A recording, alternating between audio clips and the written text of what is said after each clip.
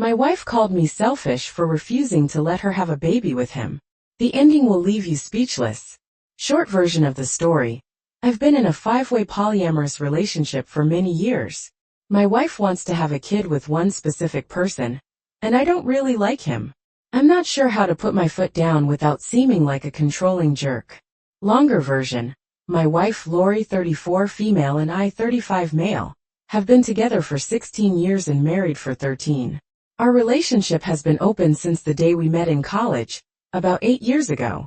We met another couple, Kyle 34 male and Andy 33 female, who were also open, and we hit it off right away.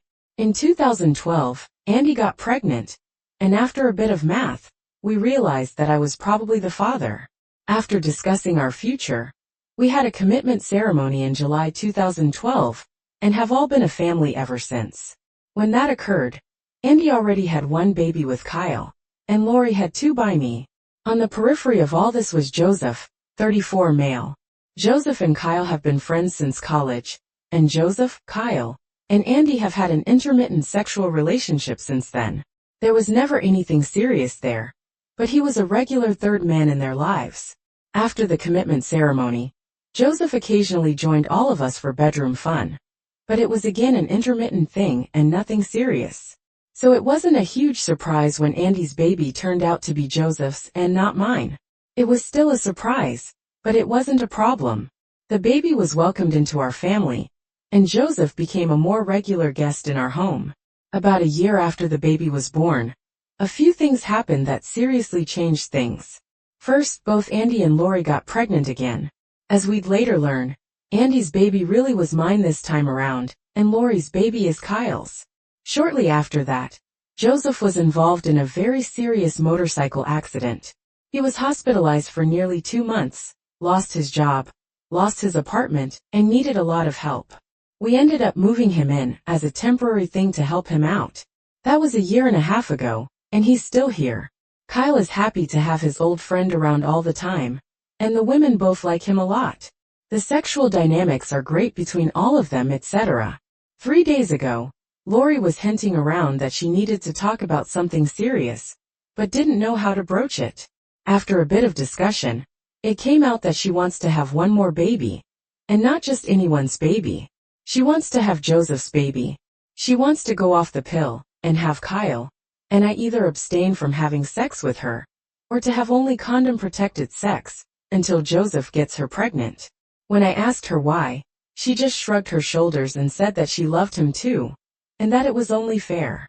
She said that Andy had a child by each of the 3 of us, and that she wanted to have a child by each of us too.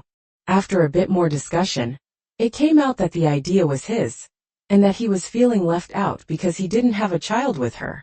Putting aside the childish notion that babies should be created solely to satisfy someone's sense of fairness, I have a few serious problems with this. First, we already have 6 kids in the house, which is already a bit much at times. I thought we were all done having kids, and I'm not sure I really want any more. Second, there is no commitment to Joseph where the rest of us have gone through a commitment ceremony to join ourselves to each other. He hasn't. But the biggest issue is also the simplest. I don't really like the guy. Never have. He's got this odd vibe, and has always struck me as a bit untrustworthy. He honestly reminds me of a shady used car salesman. He also drinks too much, is a bit of a bigot, and has a personality that I find grating. I didn't object to him hanging around now and then because he was Kyle's friend, and I didn't have a problem with the sex, because it was just sex, and I understood the history of their relationship. But now, I'm wishing that I had. To be honest, I've long hoped that he'd meet someone who wasn't into polyamory, just to get him out of our sex lives and relationship. When he moved in after the accident, I kept my mouth shut because they were just trying to be helpful. The discussions about his long-term plans have always alluded to the idea that he'd be moving out again someday. When he'd really annoy me, I'd tell myself that it was just temporary. Now, I'm facing the possibility that this guy is going to be around forever. Kyle and Andy love the idea, and think that Lori having Joseph's baby is romantic. Lori is looking to cement some kind of bond to him. I, on the other hand, seem to get angrier and angrier every time I see him, almost violently angry. I want to chase this guy out of our home and never let him in again. I want to punch him square in his smug face. I temporarily tolerated someone that I disliked because I wanted to be generous and helpful, and because he's the father of one of Andy's children. Now, because I didn't want to be a DK and consign a disabled man to homelessness, he's worked his way into our relationship and seems quite content to stay there forever. If this pregnancy happens, I know he'll never move out. How do I even begin to approach this? I don't really care if Joseph gets hurt in this, but every other solution seems to lead to the other people in my family being miserable, them being angry with me, or me living in silent misery. I can't see any way to resolve this that doesn't involve hurting those I love, or hurting myself. Does anyone have any insights or suggestions? I don't want to lose this wonderful family that we've built, but every route I see seems to do it harm. What do you do when every other member of your family wants to include a new person into the family, and you don't? Relevant comments, thank you. I didn't realize until I read it in your post that I really do hate the guy now. I'm not sure when that happened a few days ago. I just disliked him a lot. Since learning that he wants to have a baby with my wife, that dislike has been festering in a pool of anger, and has grown into something quite a bit darker. The more I think about it, the angrier I get, at myself, at him, at the whole situation. You're right that I need to have this discussion, and get these things out there. Keeping it bottled up isn't healthy, and it's making things a lot worse. I don't want to hate the guy. I don't want to hate anybody. But keeping it bottled up is eating me alive. For my own mental health, I need to get this out there. Update. Thank you everyone for your responses. Your comments have been helpful. It's time for me to head home for the day, so I won't be responding any longer. I'll have to think through some of these suggestions and figure out how to proceed. But I will absolutely speak up, and let everyone know my feelings. It may be too late, and the damage may be unavoidable, but it has to happen. Update. After I got home, I told Lori that we needed to talk, and that we needed to seriously discuss some things before there was any more talk about babies. I told Andy and Kyle that we needed to have a meeting in the morning to discuss Joseph, but didn't want to go into it tonight, because all the kids were home. They figured out really quickly that I'm not happy with things, and we'll hash it out tomorrow, after Joseph heads off to his morning rehab visit, and the older kids head off to school. Update. Wow, where to begin? We had the discussion this morning, and it went about as poorly as expected. I began by clearing the air about my feelings for Joseph. I reminded everyone that he and I have never gotten along, and that I've always viewed his presence in our home as a temporary thing. I told them all that I still view it as a temporary thing, and that I can't support any moves to make his presence in our home more permanent. That's when Kyle and Andy dropped a bombshell. Following Lori's announcement a few days ago, they'd been talking about asking Joseph to join our family formally, through a commitment ceremony, to make him a permanent part of our household. They were apparently going to bring it up with me today. I reminded them that as part of our original commitment, we'd agreed that any additions to our family had to be done unanimously, and made it very clear that I'd never agree to that.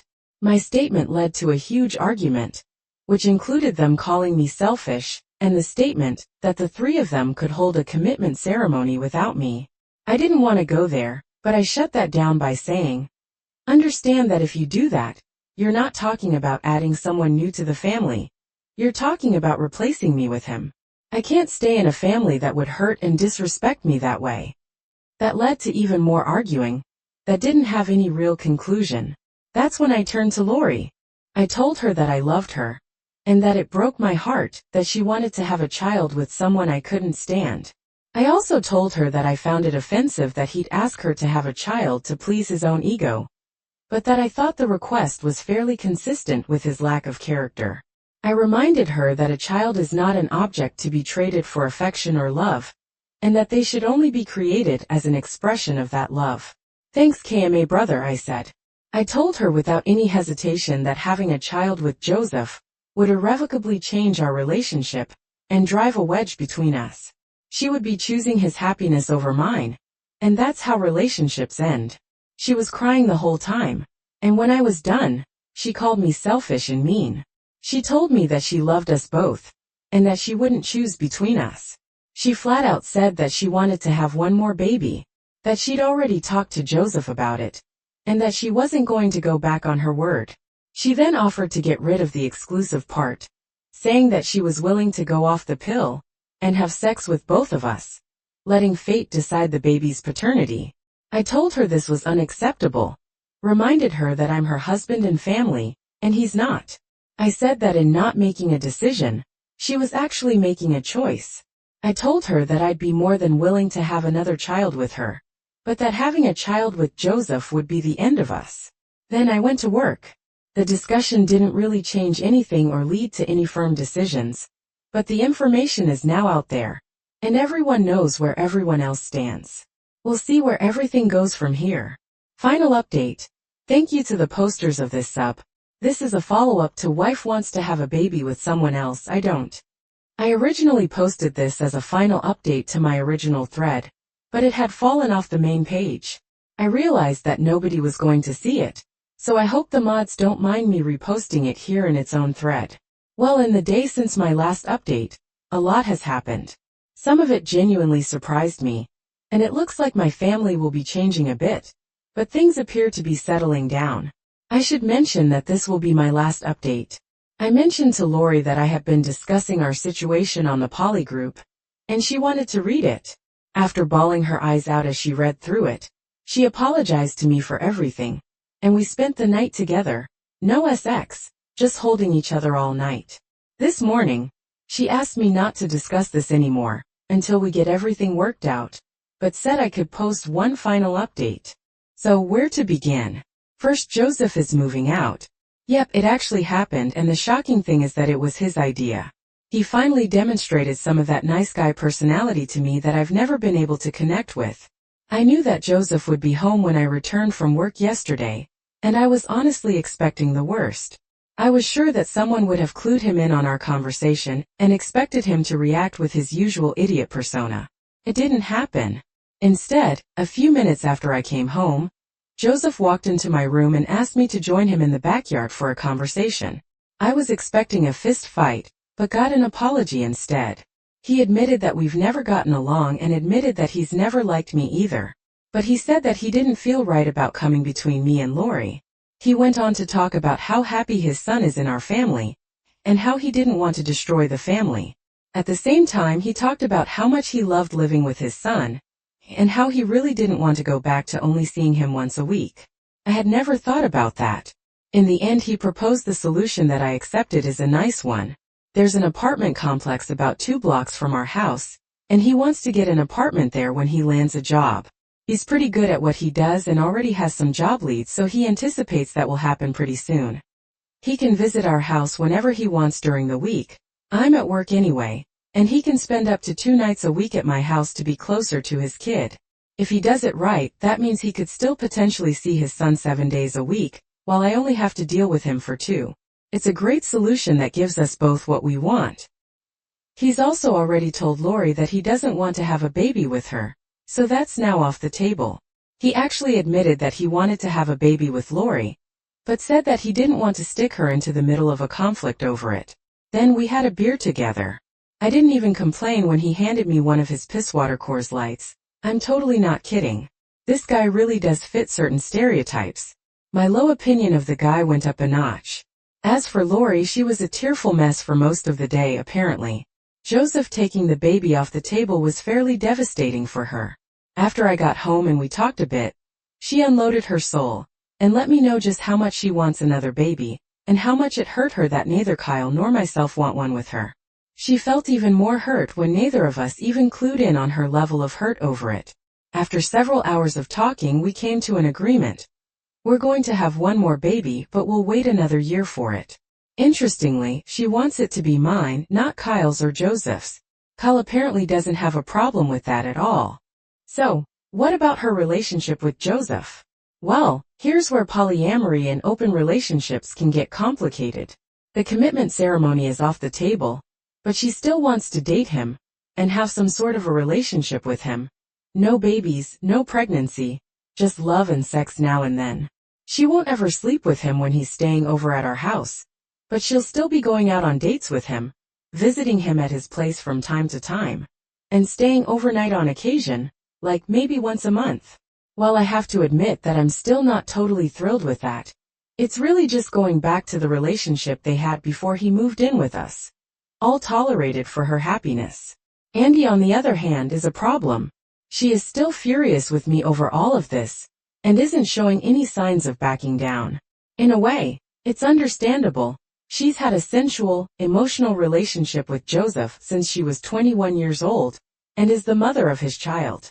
So, she was really looking forward to him becoming part of our family, and was deeply hurt by my rejection. Kyle told me last night that she had even talked about leaving the family over it, and moving in with Joseph, but that it was just angry talk right now. I can only get cold stares and slammed doors from her. I really don't know how this is going to resolve itself, but for the sake of our daughter, I'll never stop trying. I stuck her in the middle of a fight between the fathers of two of her children, two men she loves, and she's furious at me for even forcing the choice. It may take some time for both of us to work through it. Kyle is a bit of a different story. He admitted that he knew Joseph, and I didn't get along, and apologized to me for not talking to me sooner, to make sure I was okay with everything.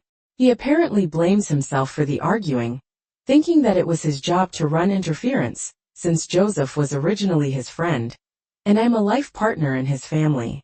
I told him not to worry about it, because it was my fault that I didn't bring it up myself. Then we had a beer, Sierra Nevada West Coast Porter this time. Kyle has much better taste. So with that, I'm going to wrap this up. I'd like to thank you all for your insights, commentary, and for putting up with my venting. Posting this here gave me a place to mentally work through some of these issues before I broached them with my family, and probably saved me from making some very ugly comments and choices. I genuinely appreciated reading your responses, and I know that Lori found many of your comments eye-opening and insightful as well.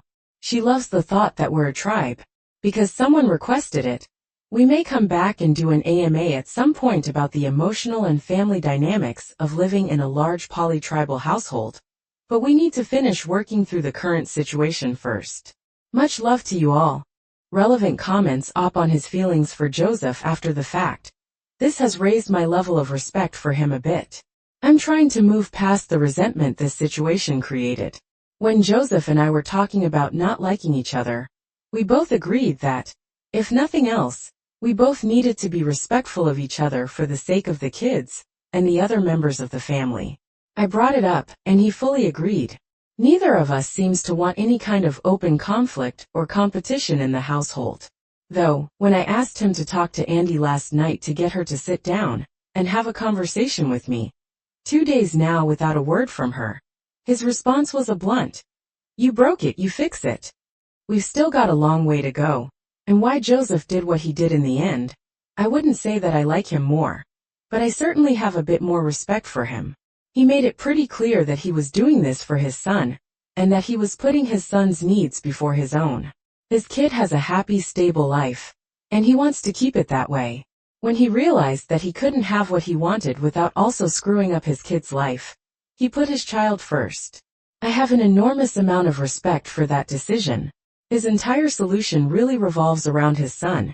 It keeps him involved in his son's life on a daily basis, puts him just around the corner so his son can visit him constantly, reduces strife in his son's household, and gives the kid stability. I understand where it's coming from too. I mentioned in the original discussion that he'd once liquidated his investments in retirement accounts to buy his sister and her kids a house after her husband walked out on them. The guy came from a fairly broken, unstable home and wanted better for his children. When his sister was facing the same situation, he was saving her kids more than he was saving his sister. When his own kid was facing a self-destructing family, he pulled himself out of it to put the kids' well-being first. I don't know that Joseph and I will ever be friends, but my anger has largely faded. I wouldn't say that I hate him. I have a lot more respect for him than I did before this happened.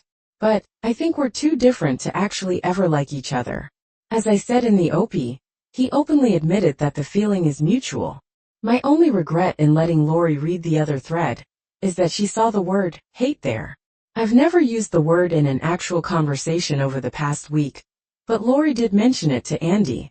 Looking back, I think the hatred was more related to being stuck in the middle of the situation at the time.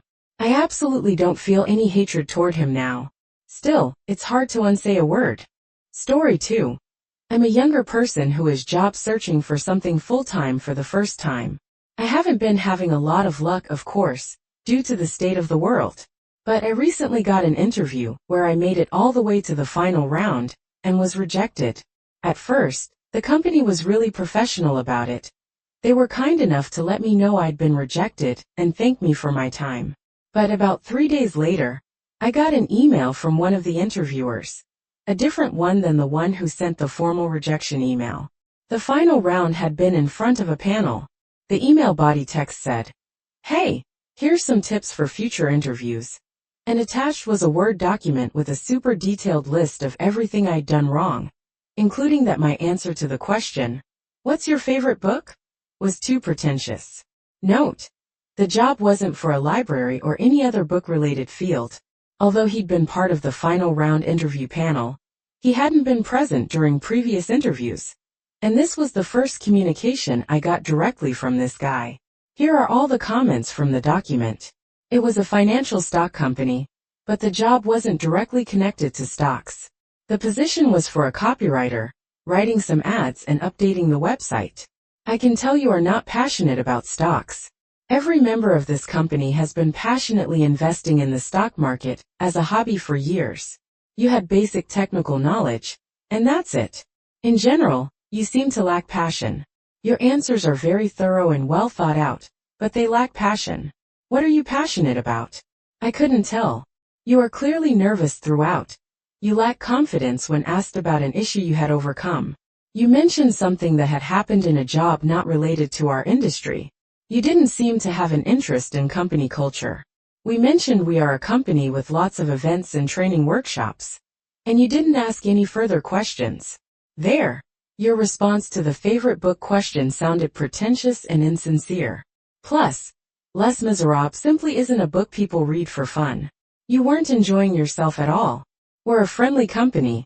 And you were tense and nervous the entire time we talked to you. You let your nerves show. Is this normal? It's left me feeling really terrible. According to him, I did so many things wrong. It's destroying my confidence. Hearing that I lack passion is really scary. It's unscared, and will affect me in the job search going forward. It's not an issue I ever thought I had, but now it is something that worries me daily. Update 3. A few years ago, I emailed you concerned about an interviewer who had sent me feedback for a job I didn't get. This feedback included saying that I lacked passion and some other things. I was the one whose favorite book was Les Miserables. And he said I was pretentious, as many commenters guessed. He was trying to hit on me in a negging sort of way. He later tried to ask me out via LinkedIn DMs. Needless to say, it did not work. It took a while and many other unsuccessful interviews, none of which were as rough as that one. But I eventually found a job in a field I had never considered. I could put my writing skills to work there, with much less of a bro culture compared to writing for stocks and finances. I'm still in this job, and I got a huge promotion this year. I've even written articles about how great Les Miserables is. It's still my favorite, and I still reread it regularly. What prompted me to think of sending you an update is this. Recently, as part of my job, I interviewed a longtime idol of mine, a celebrity I have looked up to for years. At the end of the interview, apropos of nothing, he said to me that he had read some of my previous work and could tell how passionate I was about my writing. He mentioned that he was so happy to be interviewed by someone so passionate about their work. As for Mr. Interview feedback, I have no idea how he's doing and no desire to know. But I'm in my dream job and happier than I ever thought I could be.